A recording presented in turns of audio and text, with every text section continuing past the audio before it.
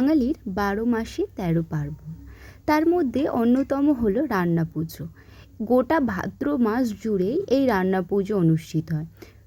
কোথাও বা ইচ্ছে রান্না হিসাবে, আবার কোথাও বা আঠাশে রান্না হিসাবে, আবার কোথাও বা গাবড়া রান্না হিসাবে, আবার কোথাও বা বুড়ো রান্না হিসাবে।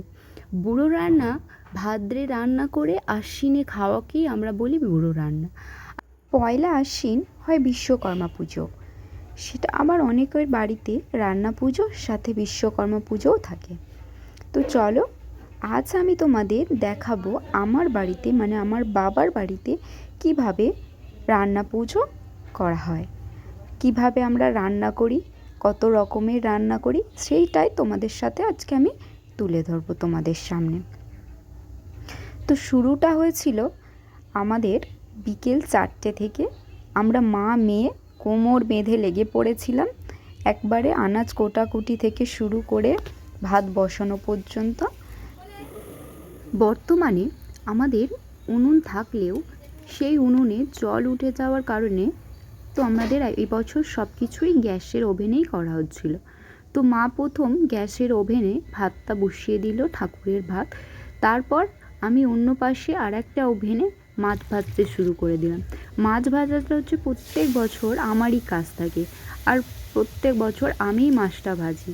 আর অন্য পাশে ভাতটা নামিয়ে মা আলু ভাজা, পটল ভাজা একে একে, পটল ভাজাটা কমপ্লিট হবার পরে একে একে দুজনে মিলে আমি আমার মাছ ভাজা কমপ্লিট করে আমিও এদিকে কুমড়ো ভাজাটা বসিয়ে দিয়েছিলাম, আর দুজনে মিলে একে একে ভাজাগুলো কমপ্লিট করছিলাম। কলা ভাজা, তারপর তরুলি ভাজা, তারপর তবে আমার মা আবার আরেকটা নিয়ম, আমার মা বলে যে কড়া থেকে যদি আমরা খাবারগুলো, যেহেতু পরের দিন সন্ধেবেলা পর্যন্ত থাকবে, তাই কড়া থেকে নামিয়ে একটা একটা করে কুলোর ওপর কলা পাতা বিছিয়ে যদি আমরা রাখি, তাহলে সেটা আবার পরের দিন সন্ধে পর্যন্ত থাকবে।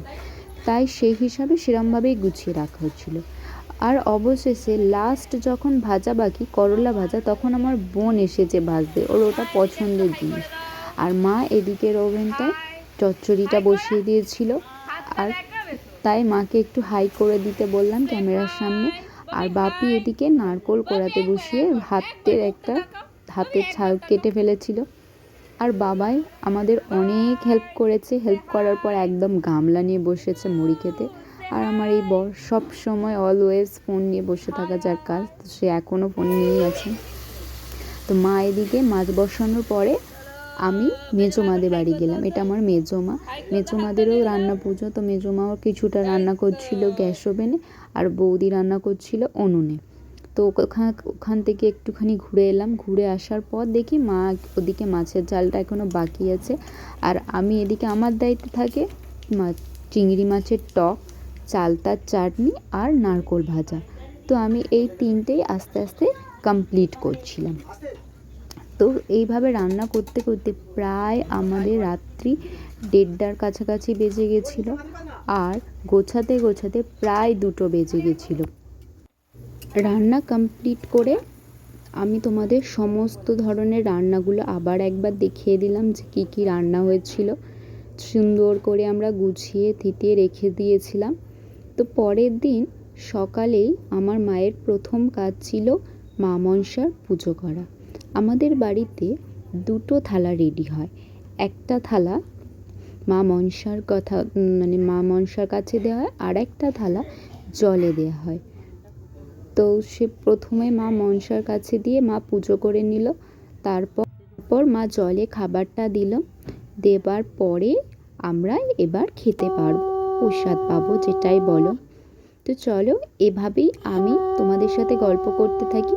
তোমাদের যদি ভিডিওটা ভালো লেগে থাকে তাহলে একটা লাইক, কমেন্ট, সাবস্ক্রাইব করে একটু পাশে থেকো।